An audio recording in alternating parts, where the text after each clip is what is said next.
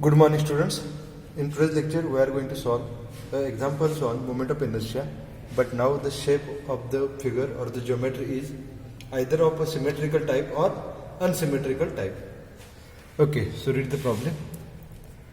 An I section, so here section type is mentioned as an I section, consists of top flange with dimension is given, web with its dimension is also given, and bottom flange with its proper dimension is also given or mentioned in the problem itself. Calculate moment of inertia at x axis. Okay, so how to proceed with such a problem? So it is mentioned in the problem clearly. The section is of I type, so you can draw the I section.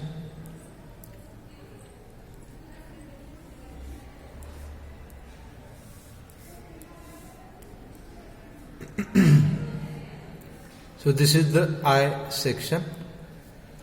Always represents this I section in the Cartesian coordinate system. So suppose this is the origin point.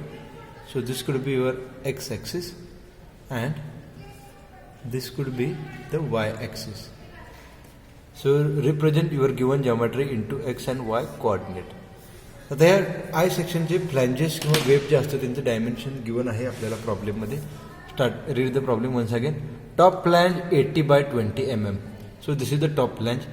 Which dimension is 80 and which dimension is 20? So no doubt this is the 80 and this is the 20. Okay. Next, web. So vertical member of this I section is called as a web, whose dimensions are 120 mm deep. So this this dimension is height of this web is 120 up to this point only, and the thickness is 20 mm thick. So this is the thickness 20 mm, and the last bottom flange 120 mm. Again, this is the base distance is 120 mm and 20 mm. So this is the height of this bottom flange is 20 mm. Calculate mi about x axis. आता कुठं आहे actually आपल्याला हा axis कुठं आहे हे पहिला समजणं गरजेचं आहे. ही जी प्रॉब्लेम फिगर आहे आय सेक्शन आहे तो कंपोजिट फिगर आहे. कंपोजिट का म्हणायचं तर दोनपेक्षा जास्त जर त्याच्यामध्ये बेसिक जॉमेट्री असतील तर ती फिगर जी असते ती कंपोजिट असते. In this case there are 3 basic figures. One that is rectangle, second again rectangle and third again rectangle. So these 3 basic figure constituents a one I section. तर अशा ठिकाणी आपल्याला काय करायचं असतं बघा, ह्या इंडिव्हिज्युअल सेक्शनच्या अपार्ट ह्या एकाच आय सेक्शनसाठीचा जी पॉईंट आपल्याला इथे कॅल्क्युलेट करणं गरजेचं आहे. आणि ते जी पॉईंटपासून जो हॉरिझॉन्टल ॲक्सिस जात असेल त्याला आपण x म्हणणार आहे. आणि त्या with respect to x axis आपल्याला मोमेंट ऑफ इनर्शिया कॅल्क्युलेट करायचं आहे. ना how to proceed with such a problem. काय करायला लागतं बघा आपल्याला, divide the given complex figure into simple figures. That is this is the figure number 1, that is bottom rectangle. This is a figure number 2, that is web, and top flange is our figure number 3. Now the notations like A1, A2, A3 these are the areas for bottom flange, A2 area for the web, and A3 is the area for top flange. Similar way the other notifications are here. Okay, आता काय करायला लागेल बघा आपल्याला. So for the first geometry where is the centred point G1. Centred point आता हे जर तुम्ही सिमेट्रिकल आहे about the Y axis, about the vertical axis this given I section is symmetrical. म्हणजेच काय तर ह्या सगळ्यांचा एक्स जो आहे म्हणजेच काय x1 for the first figure, x2 for the first figure, and x3 for the third figure are at a same distance, and that distance is 60. कळते का? So suppose this distance हा G1 point असेल and this distance is x1. Similarly for web 2, suppose this is the G2 point, and for the top flange suppose this is the G3 as a centroid point. Getting? आता हे आपल्याला G1, G2, G3 चे Y coordinates मिळाले म्हणजेच y1 ह्याला मी म्हणणार आहे बघा y1 फ्रॉम द ग्राउंड. हे लक्षात घ्या y1. Again this distance is a y2 from ground and this is the total distance y3 from the ground.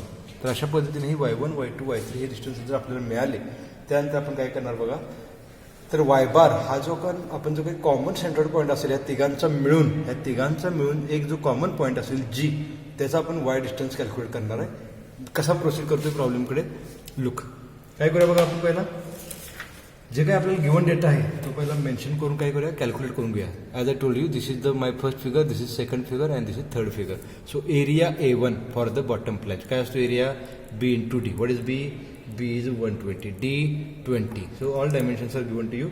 So it becomes 2400 mm square is the area of the bottom flange.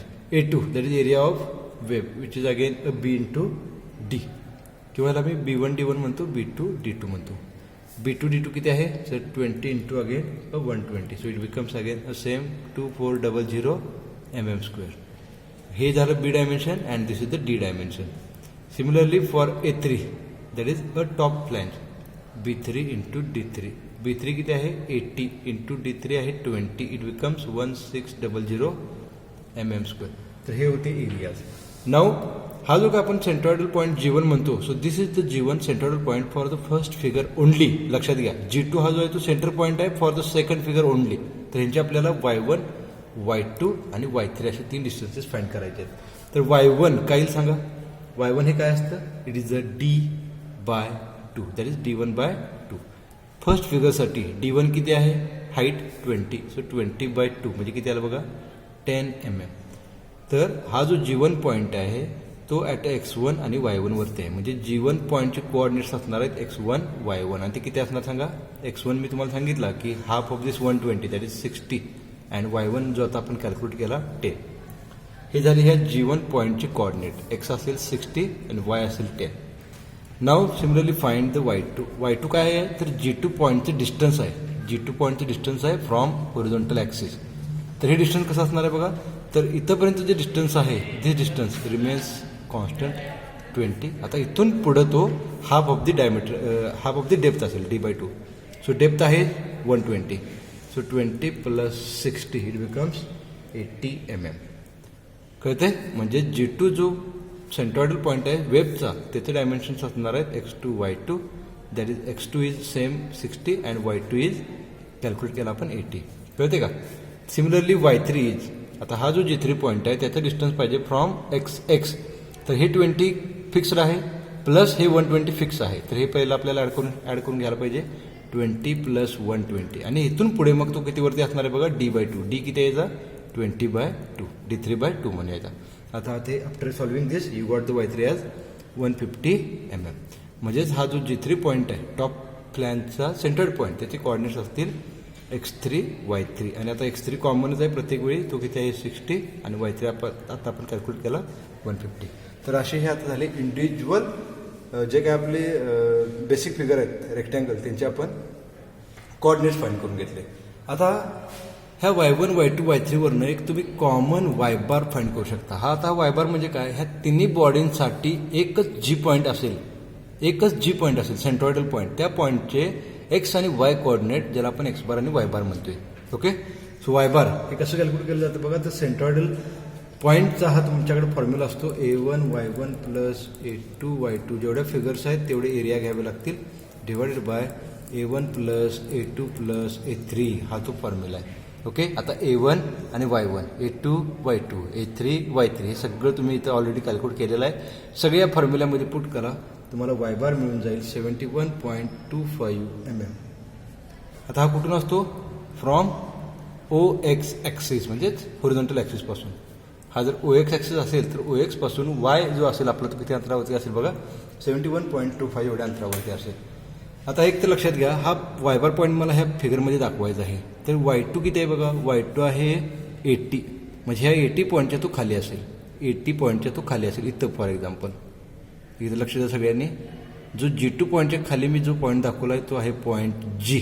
आता Gचं meaning काय आहे, G is a centroid point for whole figure,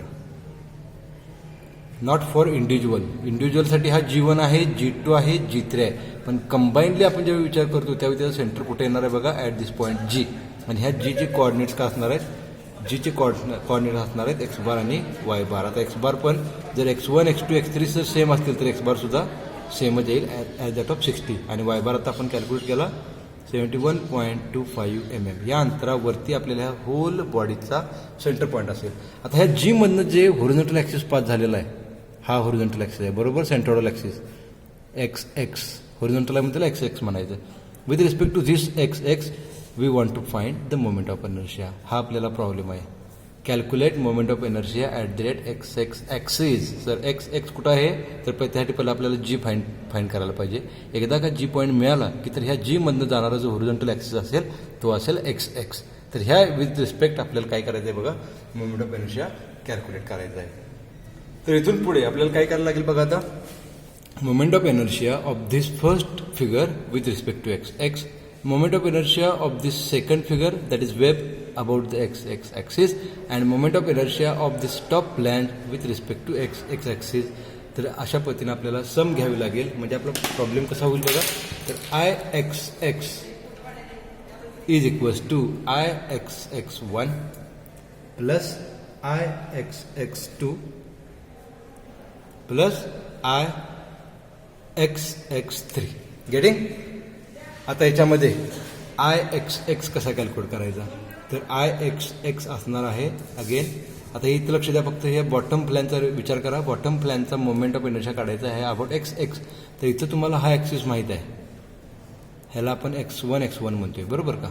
तर हे जे distance असेल जे आपल्याला h1 म्हणून घ्यायचं आहे तर हा h1 कॅल्क्युलेट करायला लागेल आणि पॅरलल ॲक्सिस थेरम यूज करायला लागेल. कसा असेल बघा parallel axis theorem I X X is equals to I X X 1 म्हणजेच काय I G 1 plus a1 h1 square बरोबर प्लस आय एक्स एक्स 2 म्हणजेच काय I G 2 plus a2 h2 bracket square plus I G 3 plus a3 h3 bracket square.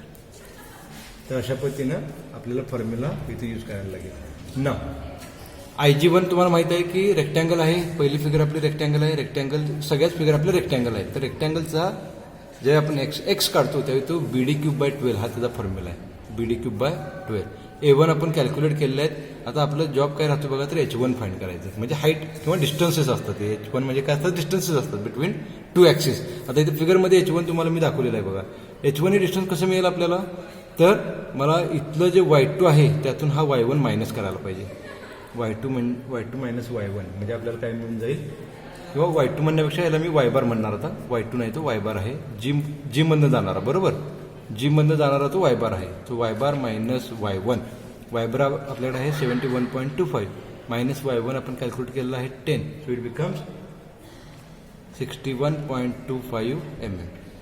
Okay 61.25 mm. Similarly h2 काय येईल सांगा. h2 काय येईल महत्त्वाचं आहे. h2 म्हणजे असणार आहे हा G2 पॉईंट आहे. G2 पॉईंट तर ह्या G2 पॉईंटचा आपल्याकडे माहीत आहे हा आहे जो y2 आहे. तर आपल्याला हे जे डिस्टन्स आहे ह्याला आपण म्हणणार आहे h2 distance between two axis. पण टू ॲक्सिस कुठले एकतर सेंट्रॉइडल ॲक्सिस G आणि G2 हा त्या वेबचा इंडिव्हिज्युअल सेंट्रॉइडल पॉईंट आहे. ह्या दोघांच्या मध्ये डिस्टन्स म्हणजे h2 आहे. तो कसा कॅल्क्युलेट करणार मी तर highest value minus lowest value. Highest value इथं आहे y2 आणि इथं लोवेस्ट व्हॅल्यू आहे y बार. म्हणजे काय करायला पाहिजे मला बघा y2 मायनस y बार करायला पाहिजे. ओके y2 मायनस y बार. तर इथं आपल्याला h2 मिळून जाईल.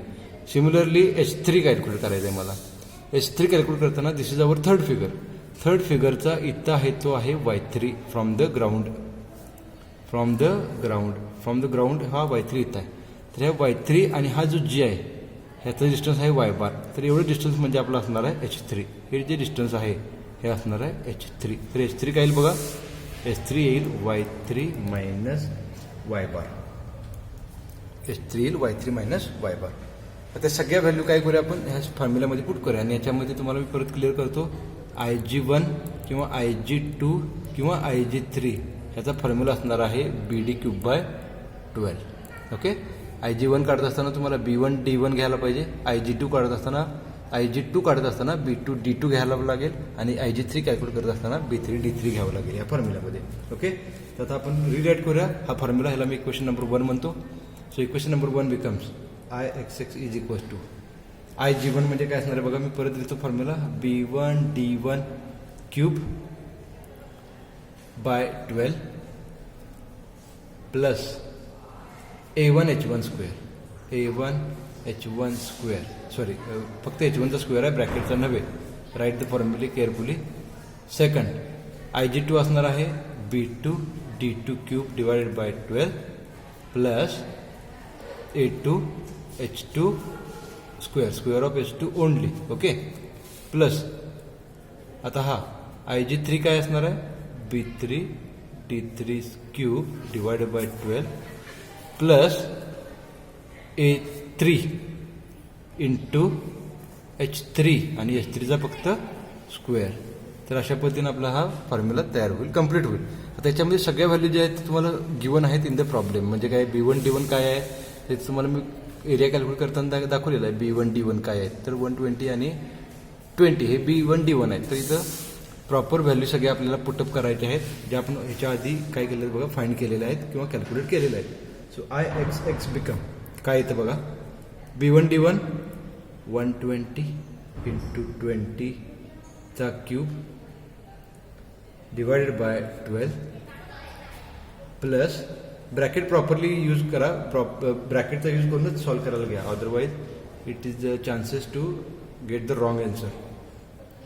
h1 आपण कॅल्क्युलेट केलेला आहे 61.25 चा स्क्वेअर, ब्रॅकेट क्लोज. तर हा झाला पहिला bracket. Okay, similar way bracket of second b2 that is 20 into 120 cube divided by 12 याला एक ब्रॅकेट घाला प्लस a2 कॅल्क्युलेट केलेला आपण 2400 आणि आपल्याकडे आहे h2 y2 मायनस y बार. तर y2 किती आहे बघा, a2 आहे 80 आहे, y बार आहे 71.25. तर ह्या सिम्पल ब्रॅकेटचा फक्त स्क्वेअर करा, मग ब्रॅकेट क्लोज.